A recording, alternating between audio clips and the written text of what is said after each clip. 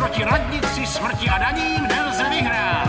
Nemluvte o politice a náboženství. To všechno je nepřátelská propaganda, která se sem valí zvenku. Vzdej se, vojáku, vzdej se!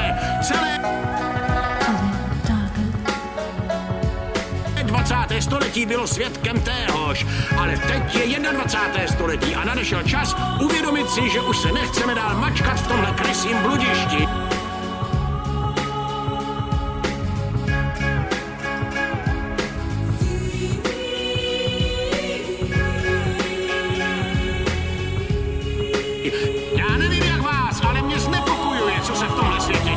Znepokojuje mě jeho uspořádání, znepokojuje mě systém jeho řízení a ti, co ovládají můj život a ti, co je chtějí ovládat ještě víc.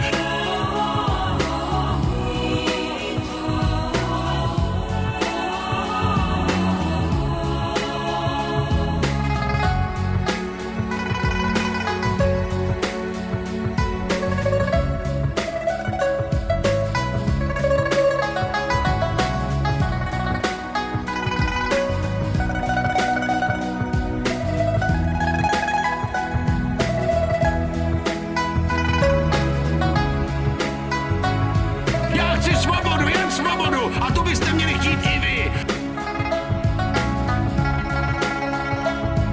Je na každém z vás, aby se zbavil chamtivosti, nenávisti, závisti a vlastních nejistot, protože to jsou páky centrální kontroly. Chtějí v nás vzbudit pocity nemohoucnosti.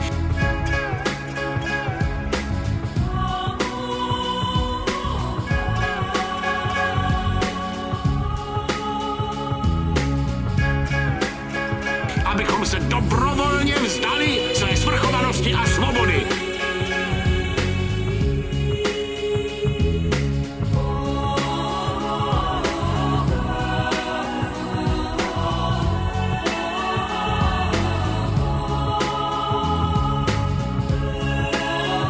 Musíme si uvědomit, že jsme v masovém měřítku manipulováni. Postavme se otrokářské vládě korporací.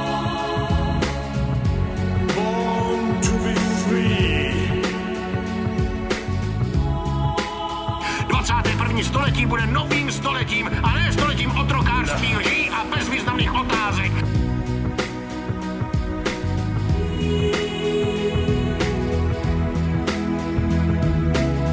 Land of monasteries. Ne stoletím klasicismu a statismu a všech ostatních despotických režimů.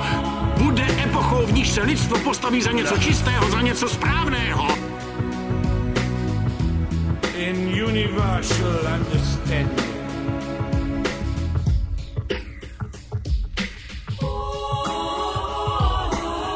Co je to za nesmysly? Liberální demokrat, konzervativní republikán. Je to jen manipulace, dvě strany téže mince.